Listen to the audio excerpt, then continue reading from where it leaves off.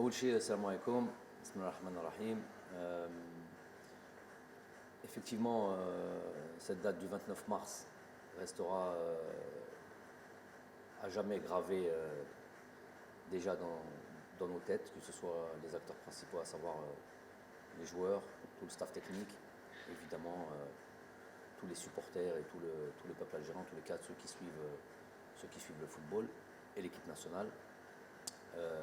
De par déjà l'importance de ce match-là, décisif pour cette qualification mondiale 2022, et évidemment de par ce scénario, on va dire, n'ayons pas peur des mots, dramatique, où on est passé par tous les sentiments, et puis avec ce résultat final.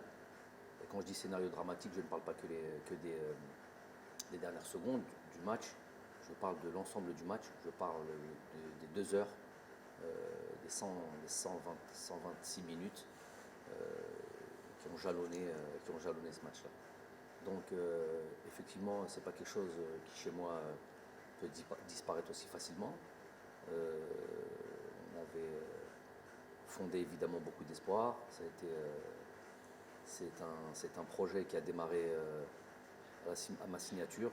Il était prévu, on parlait de qualification évidemment et de participation productive et positive aux différentes CAN, et puis cette Coupe du Monde. Donc il n'y avait pas évidemment, comme j'ai pu l'entendre ici et là, de résultats ou des objectifs de résultats dans ce contrat, mais on parlait quand même d'un contrat qui allait porter sur 4 ans et demi, et dans ces 4 ans et demi, il y avait deux compétitions intercontinentales qui étaient la Coupe d'Afrique 2019-2021 et cette Coupe du Monde. Donc c'était un objectif pour nous. Évidemment que c'est une grande désillusion, une grande tristesse, et puis d'autres sentiments tels que la colère aussi. Donc on ne peut pas dire que l'on est totalement récupéré de ça et qu'on est déjà passé à autre chose, ça serait mentir. On est encore dans ce choc-là, dans cette. Puis on ressasse ce match-là. Une personne comme moi qui est totalement investie dans mon travail, où je place mon métier quasiment au centre de ma vie, avec bien sûr la famille.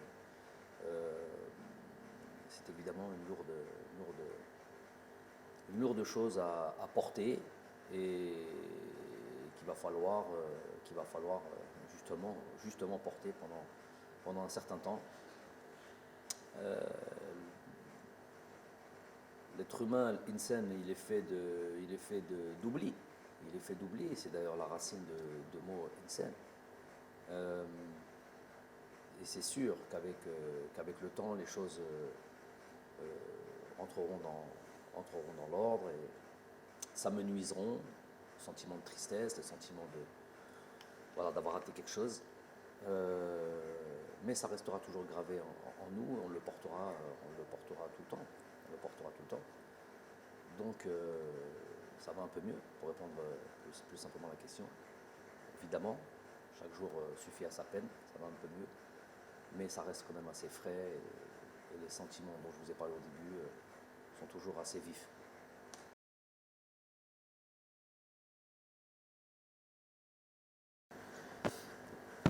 Donc effectivement, sans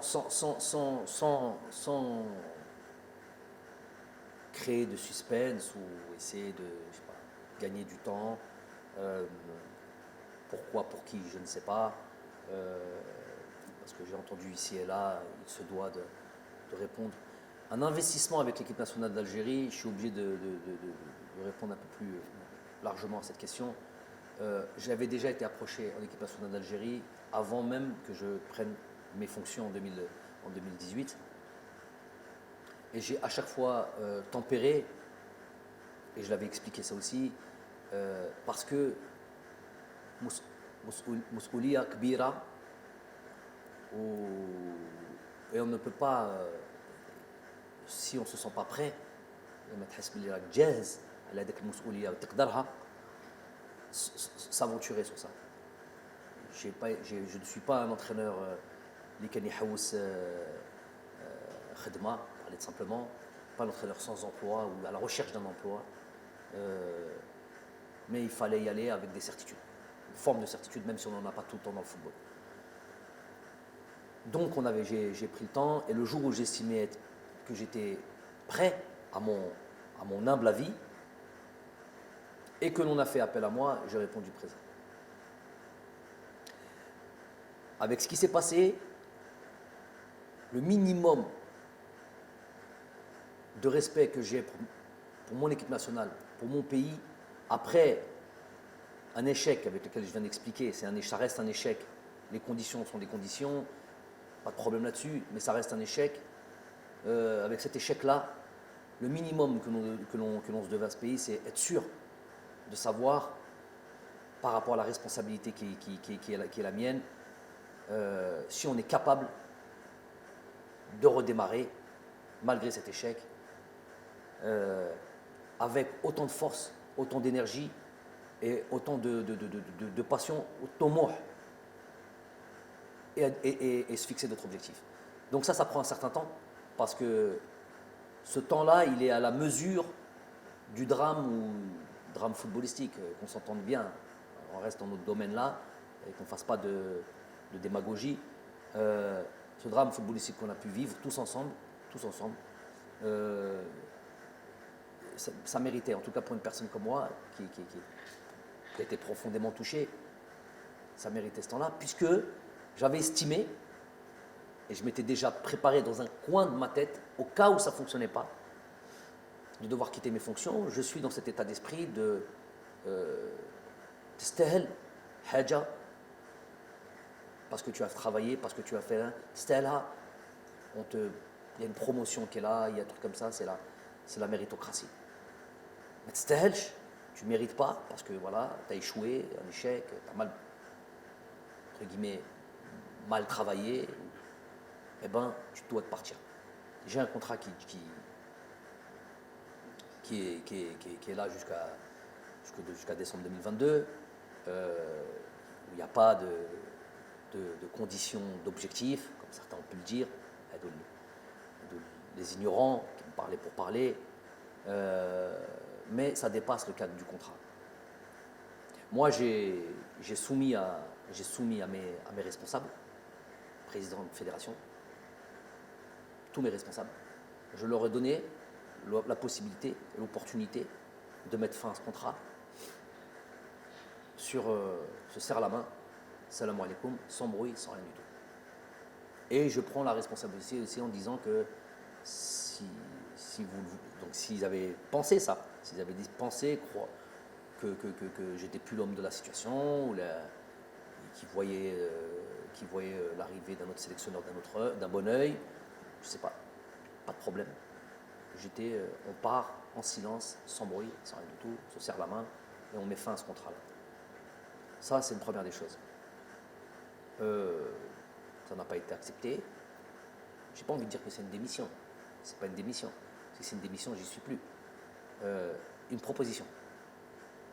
Et voir si cette fédération, si les responsables du sport, du football en Algérie, quelle vision et quelle position ils ont par rapport à moi.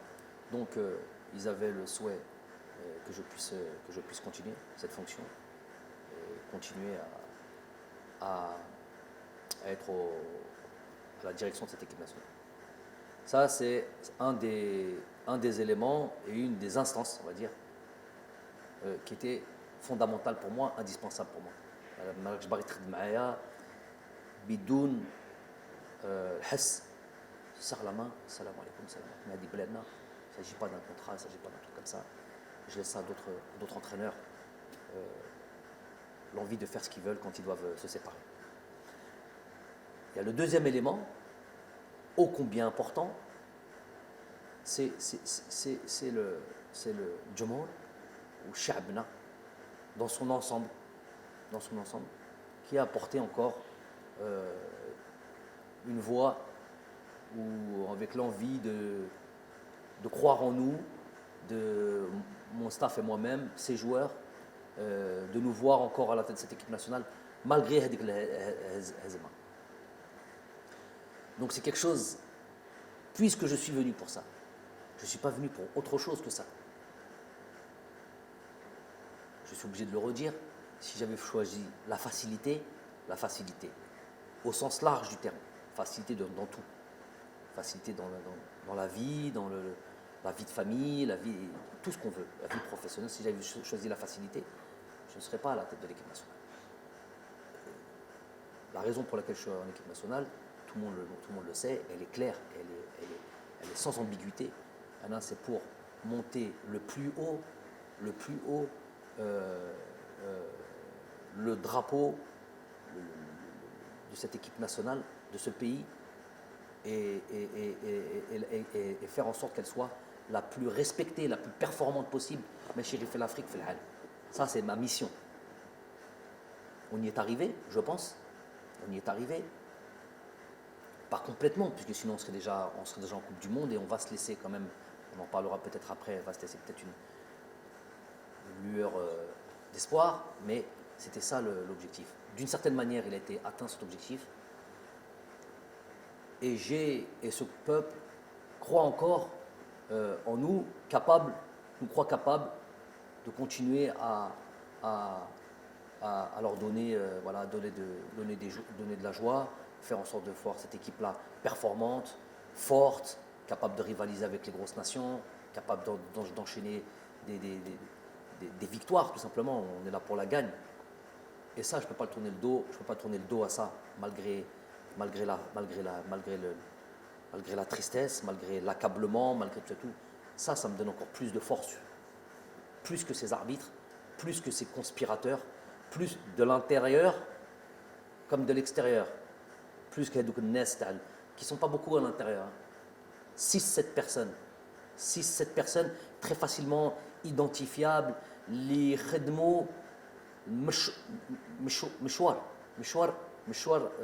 شخص ماشي مشوار. Des projets qui suivent des projets personnels qui sont là à travers à venir foutre la zizanie, mettre le fauda, avoir des haines personnelles, jamais d'espoir, il n'y a que du mal en eux, il n'y a que du sombre en eux. Quand ça gagne ou nestefrah et que c'est une évidence, ils sont obligés un peu de se ranger tout en diminuant le mérite des joueurs, le mérite de ceux qui travaillent.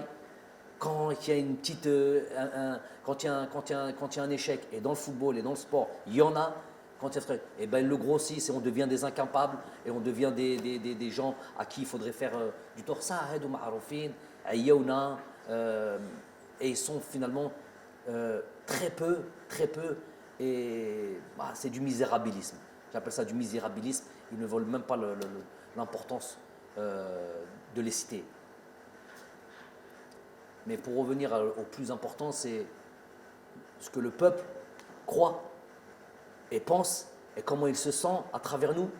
S'il y avait eu le moindre doute par rapport à nous et j'aurais senti on voudrait voir quelqu'un d'autre, il y a même pas, on reste pas, on serait même pas en train de parler là.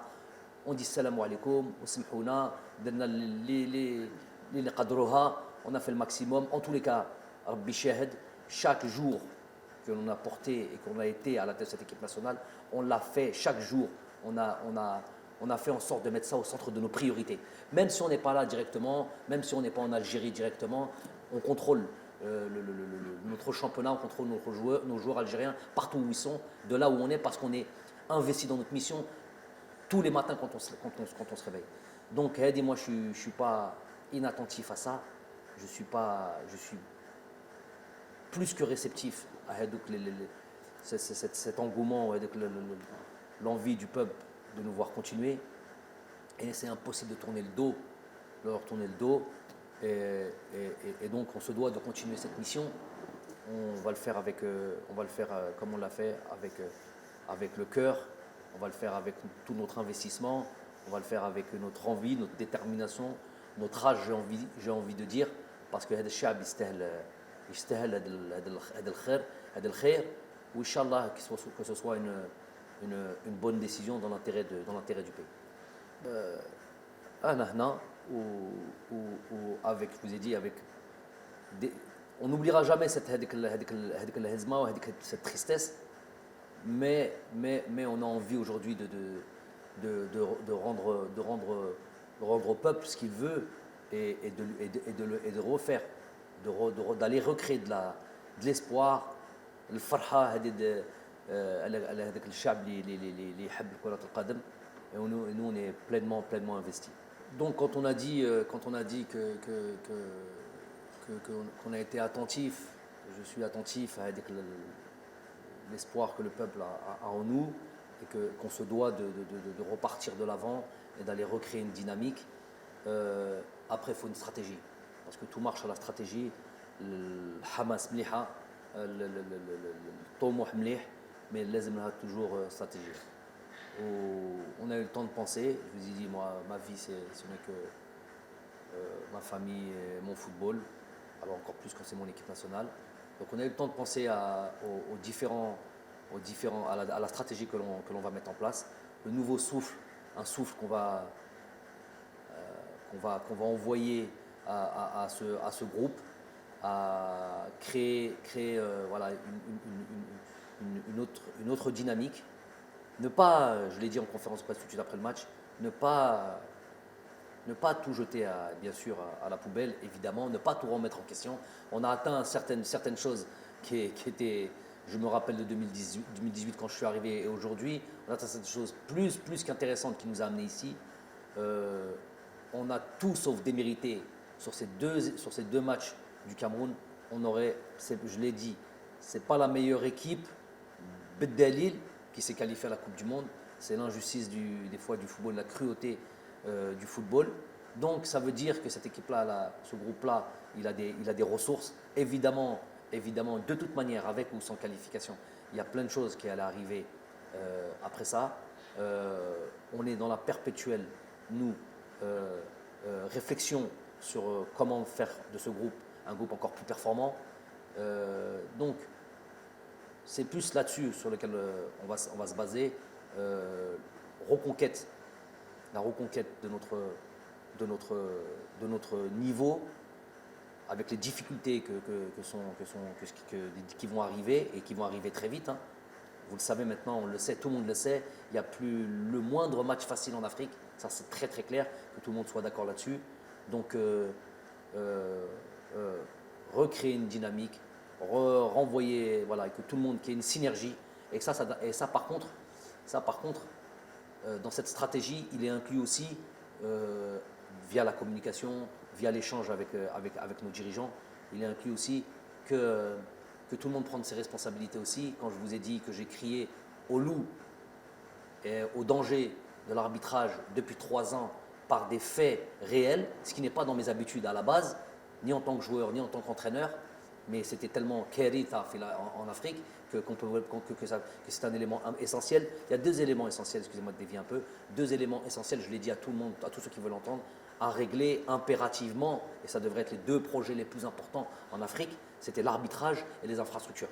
Donc c'est là où tous les dirigeants auraient dû mettre se concentrer là-dessus. Quand on voit le niveau de l'arbitrage, les terrains ça va un petit peu mieux, il y a des stades ici et là qui se construisent, mais quand on voit le niveau de l'arbitrage, on est encore très loin du haut niveau. On est encore, pour moi, à l'âge, j'ai pas peur des mots, hein, à l'âge, c'est notre continent, tout notre continent inclus. On est à l'âge préhistorique au niveau arbitrage, au niveau conditions de jeu, même ça s'améliore, conditions d'infrastructure. Mais sur l'arbitrage, on a l'âge préhistorique. Voulu, pas voulu, est-ce que certains y trouvent leur intérêt dans cette CAF, dans cette peut-être FIFA, je ne sais pas qui, pour que l'arbitrage n'évolue pas? J'en sais rien. En tout cas, c'est un constat, c'est un fait. Celui qui veut venir en parler avec moi, il vient. Celui qui a fait le Meiden, il dit fait le Meiden Maya, on a hadro et on en parle. On parle concrètement de ce qui se passe. On analyse concrètement ce qui se passe, plutôt que de venir parler, sortir des belles phrases. Sur le terrain, gros souci au niveau de l'arbitrage. Je vais prendre le temps de dire une chose. J'ai travaillé dans le continent asiatique. J'ai travaillé dans le continent européen, évidemment, en tant que joueur. Et j'ai vu comment on a basculé au niveau de l'arbitrage en Europe, comment on est quasiment au niveau zéro, quasiment au niveau zéro erreur, en plus avec la VAR. Donc là, il n'y a quasiment plus aucune possibilité d'erreur. C'est une vraie assistance. C'est une vraie assistance aux arbitres. Il n'y a plus de possibilité d'erreur. En Asie, donc il n'y a même plus la possibilité qu'un arbitre fasse quoi que ce soit. En Asie, j'ai été à la tête j'ai fait les Champions League asiatiques avec mon club. J'ai fait les équipes nationales avec l'équipe nationale du Qatar. Donc j'ai fait les compétitions internationales asiatiques. J'ai fait des colloques, des réunions préliminaires aux compétitions que l'on a pu jouer, que ce soit des coupes du Golfe, que ce soit des coupes des championnats d'Asie, des Champions League asiatiques. J'ai fait ces réunions préliminaires. J'en ai fait notamment une avant un championnat d'Asie, je crois, où je le répète et je répète souvent, on sort de la réunion, elle dure 1 heure et demie. On sort de la réunion, tu as l'impression, toi qui est complètement intègre, qu'il va t'arriver quelque chose, tellement ils sont pointus, assidus et exigeants et impardonnables. C'est tolérance zéro en termes d'arbitrage. Faut savoir qu'en Asie, si tu entends, vois, c'est les mots qui avaient été utilisés par les dirigeants de l'AFC, la Confédération asiatique. Tu entends, tu vois, n'en parle pas de si tu es mêlé, c'est la prison. La prison, ça c'est sûr, des peines de prison, des peines pénales, prison et radier à vie du football. Imaginez-vous à quel point on est loin en Afrique quand ça, nous sommes l'arbitrage en Afrique, quand on arrive dans ces compétitions-là ou dans des matchs aussi importants, c'est un marché, tout simplement un marché.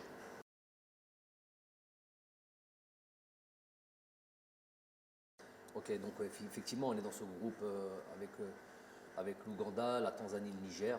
On retrouve le Niger. Comme je l'ai dit, que tout le monde le sait maintenant, il y a plus de petites équipes en Afrique. On a pu le voir durant cette CAN, par exemple, qui a regroupé. On a vu toutes les phases la phase de groupe, toutes les équipes, les grosses équipes. Ne serait-ce, prenons en exemple le champion d'Afrique, le Sénégal, avec cette première victoire, je me rappelle 1-0, 97e minute sur penalty de Mané contre, je sais plus, contre le Zimbabwe, je crois, je ne sais plus contre qui. Ce 0-0 contre la Guinée, bon, la Guinée est quand même une très bonne équipe d'Afrique. Ce 0-0, je crois, contre le Malawi ou comme au troisième match. Bref, tout le monde sait la difficulté des matchs africains, le niveau des joueurs africains. Pour le coup, ça c'est quelque chose de positif qui est là. Est-ce que c'est dû à l'exode de ces joueurs-là qui vont jouer dans d'autres continents, notamment le continent européen? Est-ce que c'est ça? Est-ce que c'est la formation? Je sais qu'il y a beaucoup de pays qui travaillent à la formation, le Sénégal, le Mali, c'est des pays où ça forme, d'autres pays aussi, Sud-Afrique, l'Afrique du Sud. Donc c'est aussi dû à ça. Donc le joueur africain est maintenant quasiment complet, même dans les petites, entre guillemets, les petites nations du football africain. Donc ça, il n'y a pas de doute là-dessus. Donc on a ces 2 premiers matchs contre l'Ouganda à Oran, Inch'Allah, et le match contre la Tanzanie en Tanzanie. Donc effectivement, on rentre pleinement dans ce travail. De nouveau, l'étude de ces équipes-là, travailler sur nous, sachant que c'est travailler sur nous, notre équipe, notre groupe, et cet esprit de reconquête qui va nous animer. C'est des dates qui sont toujours un petit peu compliquées, parce que c'est des dates qui arrivent en fin de saison, où les joueurs arrivent fatigués, où les joueurs ont juste une envie, c'est de partir en vacances. À raison, quand on a une saison lourde comme ça, on a envie de récupérer. Donc ça c'est une chose, c'est notre donnée. Et avec des championnats qui s'arrêtent plus ou moins tôt, donc il va y avoir des divergences dans la forme des uns et des autres qu'il va falloir prendre en considération. Quoi d'autre? Donc tout ça, ça va être évidemment étudié, suivi, et voilà, faire en sorte, surtout, et puis surtout, voilà, le moral des troupes, parce que effectivement, il va peut-être y avoir des joueurs qui étaient là pour cette double confrontation contre Cameroun et qui ne seront pas là au mois de juin pour ces deux matchs contre l'Ouganda et la Tanzanie. Mais il y aura aussi un noyau qui est là et qui a été touché, je sais, qui est lourdement touché parce qu'ils avaient beaucoup d'espoir dans cette qualification à la Coupe du Monde. Donc, il va falloir aussi remobiliser les troupes, se réinventer, renvoyer de la force au projet que l'on veut mettre en place et que tout le monde adhère à ça. Voilà, que tout le monde adhère à ça.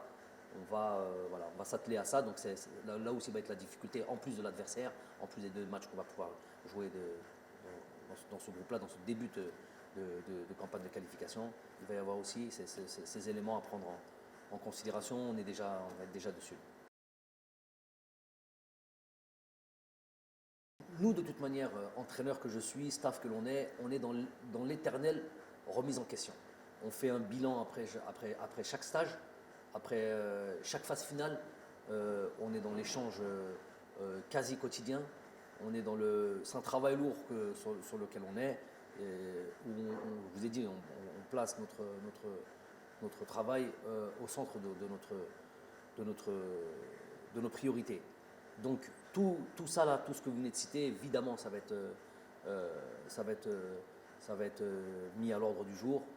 Évidemment qu'il va y avoir un effectif qui va évoluer, mais je vous dis, de toute manière, on est dans la perpétuelle idée de comment être plus fort.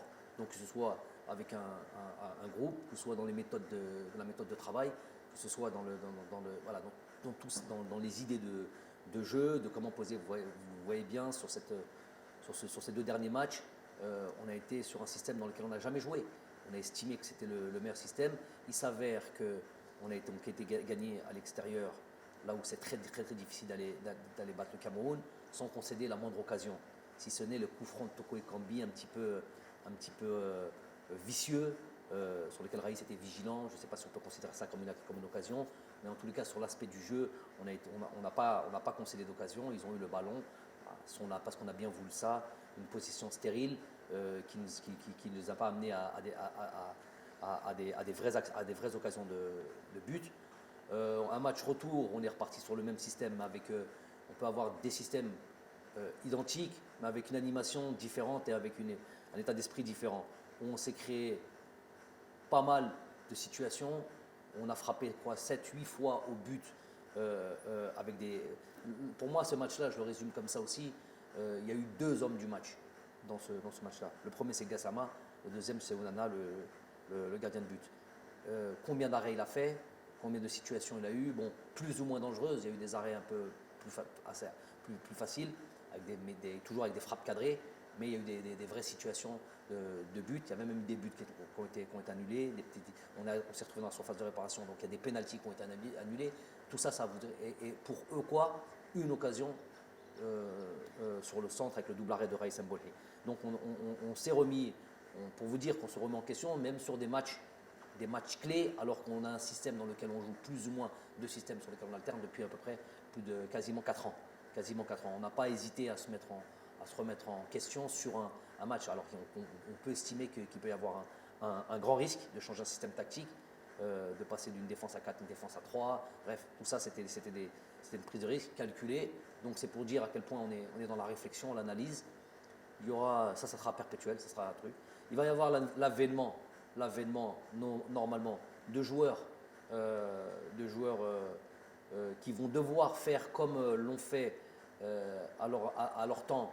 Youssef Blaili, Baghdad Bounedjah, Djamel Belamri, Youssef Attal, Ismail Benasser.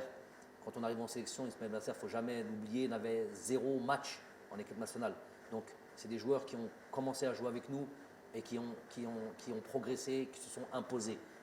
J'invite les différents joueurs qui vont nous rejoindre à être dans ce même état d'esprit, à les bousculer, et plus que bousculer, prendre des places s'il le faut dans cette équipe nationale et montrer qu'ils sont au niveau pour aller faire de grandes choses. Les cadeaux, il n'y aura jamais de cadeaux. On me parle par exemple d'un Ahmed Touba qui a fait une très bonne rentrée et que des fois aussi simpliste que ça m'étonne toujours quand c'est des professionnels, soi-disant professionnels qui en parlent. Il aurait dû faire jouer lui, les sélectionneurs de plateau, les entraîneurs de plateau qui n'ont jamais entraîné qui que ce soit, en fait. Hein.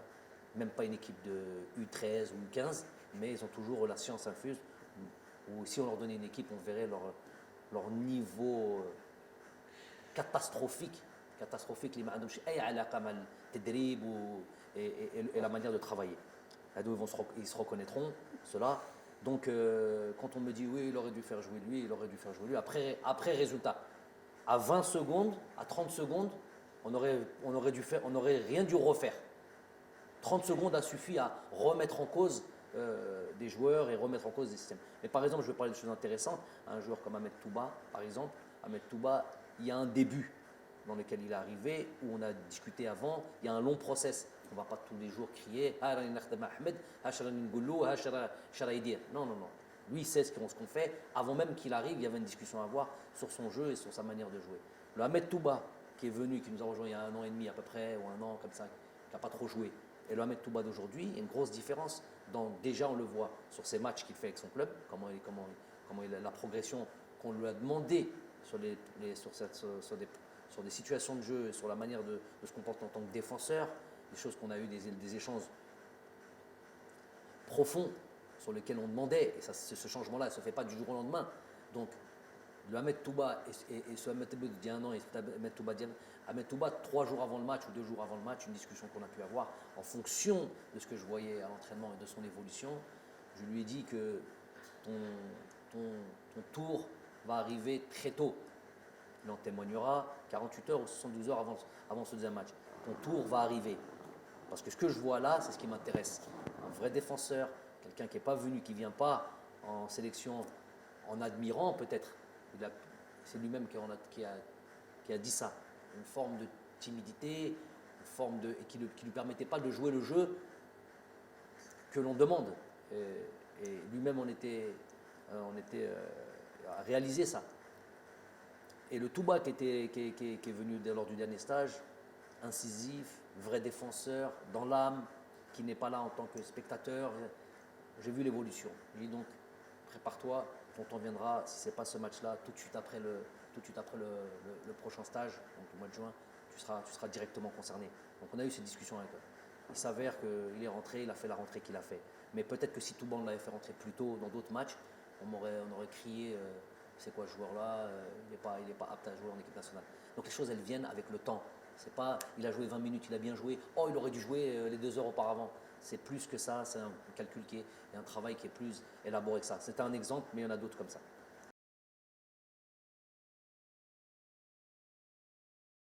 Bon, أول شيء Tchaker ما ننساوش parce que Tchaker nous a donné tellement de joie dans ce match, dans ce stade-là. Il y a eu plusieurs qualifications Coupe du Monde qui ont été réalisées, des matchs historiques. ما ننساوش, ne serait-ce que parce que il porte le nom d'un chouhada, donc Rabbi yarhamou, Rabbi wasa' alayh. Mais c'était prévu avec ou malgré les efforts réalisés, les trucs et tout, ne serait-ce que le fait de devoir jouer ailleurs qu'en Algérie. Moi, mon souhait, ça a toujours été d'aller se produire. Cette équipe nationale, c'est l'équipe nationale de tous les Algériens, de se produire partout, que ce soit à l'ouest, à l'est, dans le sud. Si on avait l'infrastructure dans le sud pour aller voir nos frères là-bas dans le sud algérien, Béchar, je ne sais pas. Du côté de la Kabylie, il y a le stade de Tizouzou, j'espère qu'il arrivera à achèvement le plus tôt possible.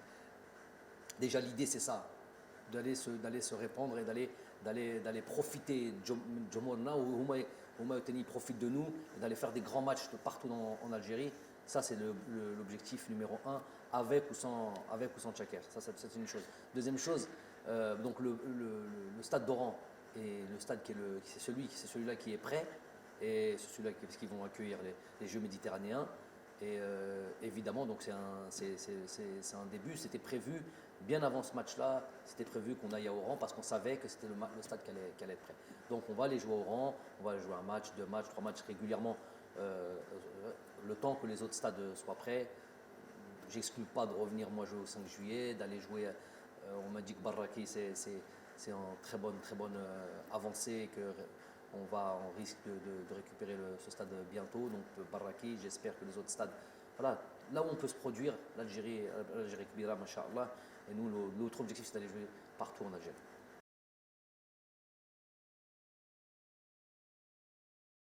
Donc voilà un sujet aussi un sujet important. Donc déjà le président a présenté sa démission. J'ai pas suivi avec assiduité tout ça au départ parce que j'avais besoin de recul, mais j'ai quand même été mis au courant, ne serait-ce que par lui, ne serait-ce que par le président de fédération. Donc à la Koréhal, déjà c'est un président de fédération, malgré les dires et malgré le hadrat al-Nes toujours, hein, les rumeurs, nous avons toujours été en relation. Je lui ai toujours montré, évidemment, de par mon éducation et de par mon éthique professionnelle, je lui ai toujours montré le respect d'un entraîneur à un président, d'une personne dans une entreprise, la fédération, admettons que c'est une entreprise à son supérieur hiérarchique. J'ai toujours eu ce respect-là, c'est mon éducation et c'est mon éthique professionnelle. Le contact et les discussions n'ont jamais cessé entre moi et le président de fédération sortant, jamais. À partir du moment où il a pris ses responsabilités ou qu'il a pris sa fonction de président, on a toujours travaillé ensemble, malgré, on va être très clair et très sincère là-dessus, malgré le fait, et il l'admettra lui-même, que d'un point de vue footballistique, c'est peut-être pas ce qu'on demande en priorité à un président, malgré sur l'aspect footballistique, il y avait évidemment pas une divergence, non, pas une divergence, mais un écart de connaissances, peut-être de compétences sur l'aspect footballistique pur. Et donc peut-être un peu moins d'échanges sur l'aspect footballistique, malgré que j'aime en parler, j'aime m'expliquer ce que je fais. Et il a eu le droit à toutes ces discussions, où j'expliquais toujours ce que l'on faisait. Mais voilà, en retour, évidemment, si on veut créer, si on veut comparer par exemple au président que j'avais avant, qui était M.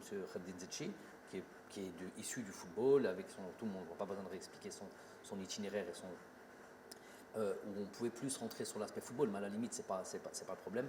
Il y a un président qui est démissionnaire. Ce que je lui ai dit quand il m'a annoncé sa démission, c'est qu'il est quelque part, il porte la responsabilité d'un échec collectif dont nous faisons partie, dont moi, coach, je fais partie, et qu'il faut peut-être qu'il y en a un qui paye pour ça, ou peut-être que lui-même, s'il est démissionnaire, c'est que lui-même peut-être estime qu'il ne peut pas mener sa fonction au bout. Je ne sais pas, les raisons lui appartiennent. En tout cas, toujours, on respecte les gens, on remercie les gens. C'est une personne sur l'échange humain et très appréciable, vraiment très appréciable. Je n'ai jamais eu le moindre souci, malgré que sur l'aspect humain, sur l'aspect du travail, évidemment, ça c'est partout, ça existe partout. Il peut y avoir des divergences, on donne chacun son point de vue, mais après, ça ne dépasse pas un certain niveau au niveau du respect. Le respect a toujours été là. J'apprécie l'homme. Il n'y a pas eu l'ombre de souci. J'ai fait ce que j'avais à faire en tant que sélectionneur par rapport à un truc. Tout ce qui a été dit concernant nos relations, comme quoi il n'y avait pas de relation, c'est du mensonge. Ça, lui, il le sait, lui peut en témoigner, les gens qui travaillent avec lui peuvent en témoigner. Du gros mensonge, comme il est répandu beaucoup chez nous, chez les 6-7 dont on parle là, les 6-7, ils se reconnaîtront. Hedou passent leur temps à créer cette nuisance qui fait rien de bien à l'Algérie. Ils apportent absolument rien de bien à l'Algérie. Anti-progression, anti-amélioration, anti-espoir, je les appelle. Donc il y a toujours eu la relation avec le président. Il est sortant. Je n'ai, et ça c'est bien que vous me posez la question, très important que vous mettez les choses au clair, devant vous et devant Shab Kamel et devant tous ceux qui vont décider et devant tous les pouvoirs publics et devant tous ceux qui ont un rapport avec l'élection d'un nouveau président de fédération. J'ai parlé tout à l'heure de Khaddin Zetchi. Ceux qui disent encore, on n'est jamais plus sourd que quand on ne veut pas entendre. Ceux qui disent encore que je n'ai pas obtenu satisfaction sur le fait de garder Zetchi, il aurait fallu encore que je demande quelque chose pour ne pas obtenir satisfaction. J'ai jamais demandé, je l'ai dit devant tout le monde, et je l'ai dit en privé devant celui, c'est pas un secret de polichinelle, devant le président de la République lors de notre entrevue, quand on avait discuté de tout et de rien, et notamment sur l'arrivée, sur le fait que M. Zetchi partait, il n'y a jamais eu la moindre demande. Le meilleur témoin, c'est le président de la République. S'il y en a quelqu'un qui veut se substituer à ce témoin et qui a un dos qui est plus véridique que le président de la République sur cet aspect-là, qu'il se lève et qu'il se montre. Donc déjà sur Zetchi, j'ai jamais rien demandé et je n'ai pas à demander. Je sais où est ma place. Ce qu'on veut me faire porter, Jamel, il est concentré sur son travail. Tu n'interfères pas dans mon domaine, dans mes prérogatives, comme je n'interfère pas dans tes prérogatives. Les fois où j'ai commencé à parler de terrain, parce qu'on prend ça comme exemple, de terrain de foot, oui, le terrain n'est pas bon, le coach, normalement, il ne parle pas de ça. Mais si je ne parle pas du terrain dans lequel je vais devoir exercer ce que je fais au quotidien, à savoir jouer au football, je vais parler quand? Je vais parler où? Si le terrain est mauvais, j'ai dit le terrain est mauvais, mais ce que je mets en place, moi, à l'entraînement, je ne peux pas le mettre en place au jour du terrain. Ça, il ne faut pas l'interpréter comme le gars, il rentre dans toutes les discussions. Je rentre dans rien du tout. Juste dans mon travail. Mon travail, tout le monde le sait, et qu'on ne me donne pas une importance que je n'ai absolument pas. C'est encore du mensonge, c'est encore de la fumée qu'on veut encore, où on veut créer une forme de truc. Moi, les choses, au moins une chose importante et essentielle, et qui règle beaucoup de problèmes, c'est clair ce que je raconte. C'est que c'est clair et c'est direct. On n'aime pas, ça c'est autre chose. Mais ça c'est au moins clair et direct. Tu me poses une question, je te réponds directement, sans mensonge, comme eux ont l'habitude de faire, ont l'habitude de dire. Donc pour revenir au président de la fédération, j'ai jamais intervenu sur M. Zetchi. On n'est jamais plus sourd que quand on ne veut pas entendre. Ça c'est une chose qui est très importante. Hadi Loula. Deuxième chose, sur M. Amara, il part. Il vient, on lui dit merci, barakallahu fik, que tu n'es pas le seul fautif de ce qui s'est passé. On est tous fautifs là-dessus. Et le prochain qui est à venir, aucune espèce de, comme j'ai fait pour le premier, comme j'ai fait pour le deuxième, ce n'est pas mes prérogatives. Je n'ai pas donné mon avis, dans le sens où déjà ce n'est pas mon travail, un, et deux, je ne connais pas moi le paysage footballistique des dirigeants en Algérie. Je ne le connais nulle part d'ailleurs. Je ne sais pas quel sélectionneur connaît d'ailleurs ce genre de choses. Donc, il y a des gens, je ne sais pas comment ça se passe, les pouvoirs publics, les élections, les bureaux fédéraux. Il y a ces trois choses-là, dans l'ordre, pas dans l'ordre, je ne sais pas, c'est eux qui sont à même de nommer un président. Ils le nomment. Et pour qu'ils nomment un président, il faut qu'il y ait des gens aussi, c'est ce que j'avais dit lors de la dernière fois, il faut qu'il y ait des gens clairs, qui se présentent clairement et qui viennent présenter leur programme.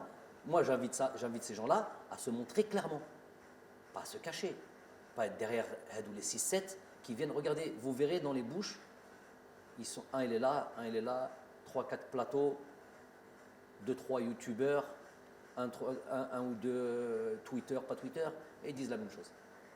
Ils ont un groupe WhatsApp, ils se transmettent. Le fait du jour, c'est ça. Aux gars, de là où ils sont, je ne sais pas comment ils appellent ça, les mouches, moi je ne suis pas des nouvelles technologies, là, les mouches qu'on envoie comme ça sur le net ou je ne sais pas quoi, et ils balancent tous la même chose. Tout ce qui fait du mal au pays. Cela, c'est tout ce qui fait du mal. C'est cela qui amène la noirceur. C'est cela qui amène l'ambiguïté. C'est cela qui amène le bab dans le pays. On ne sait plus qui dit quoi, mais qui est désinformé, malhonnête. Hadou, je les appelle vraiment. Tu peux ressentir, j'ai pas peur des mots, au fond de lui, il a un discours de l'Algérie, le drapeau, Hadra Sha'bawiya. Ça, tu l'entends. Mais dans les faits, c'est tout le contraire. Je vous l'ai dit après la conférence de presse, il y en a, c'était l'Eid avant l'heure. Ils ont festoyé, ils étaient heureux comme pas possible. Wallah, heureux comme pas possible. Leur épouse, ce jour-là, leur demandait n'importe quoi, elle leur donnait.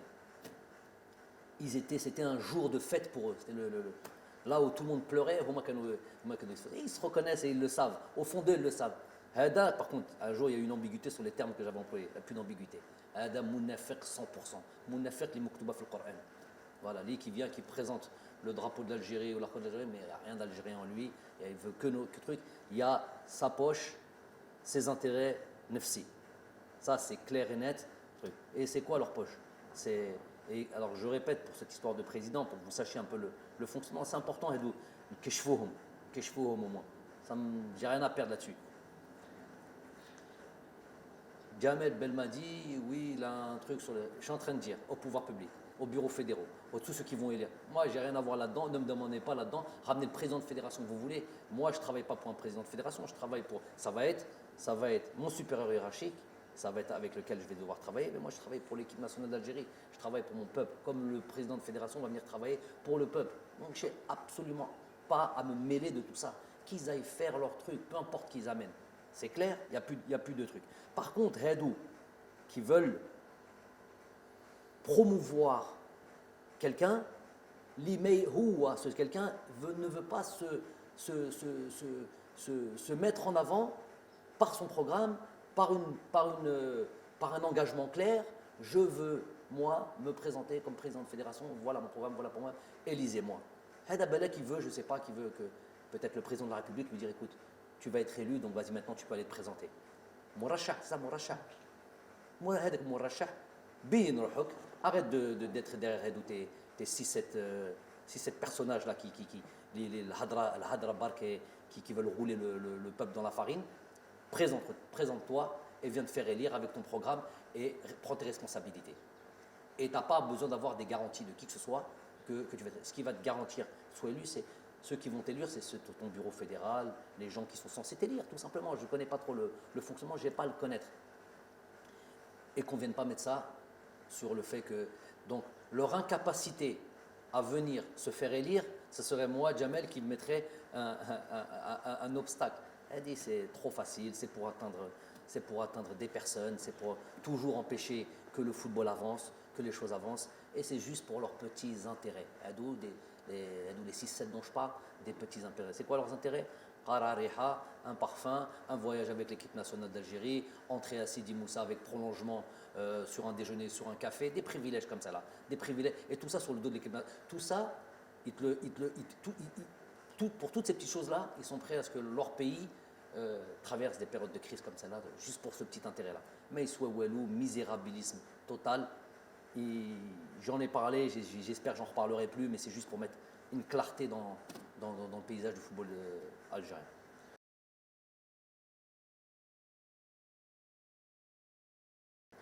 Ben Kemlo, moi ce que je veux dire c'est que on est certes enragé, on est certes déçu, on est certes, n'ayons pas peur des mots, traumatisé. Ben ça, voilà. Demain matin, le jour se lèvera et la force des hommes et d'un peuple, c'est aussi de se relever. Donc nous, on va se relever. Plus jamais de la vie, on laissera 2-3 personnes conspirer contre notre pays. On ne laissera plus jamais un arbitre comme ça venir mettre à mal un pays. Je suis obligé de dire que je n'ai pas aimé du tout le lendemain du départ de cet arbitre à l'aéroport d'Alger, le voir confortablement assis dans les salons à boire un café et un millefeuille. Ça, j'ai pas aimé ça. J'ai vidé mon sac chez cet arbitre-là. Je l'ai croisé en Turquie après, j'ai pris le vol. Je lui ai redit la même chose. Je lui ai dit qui il était. Mais ça, j'ai pas aimé que nous puissions accepter ce genre de choses. Nous, quand on va dans ces pays, quand on va en Afrique, souvent, c'est pas ces traitements de faveur que l'on a. Heda, il a enlevé l'espoir de tout un peuple et on le laisse comme ça. Je ne dis pas qu'il faut le tuer, je ne dis pas qu'il faut le truc, mais mettre Heda Haggar, Heda plus que Haggar. Donc ça, j'ai pas apprécié. Il ne faudra plus jamais accepter ce genre de choses. Inch'Allah, هذا الشعب الجزائر إن شاء الله يزيد يفرح ويزيد إن شاء الله qu'on vit encore des moments comme ça de joie, d'allégresse dans le futur. En tous les cas, nous, on va faire le maximum, on va s'atteler à ça, staff technique, joueurs. De toute manière, il va y avoir des joueurs.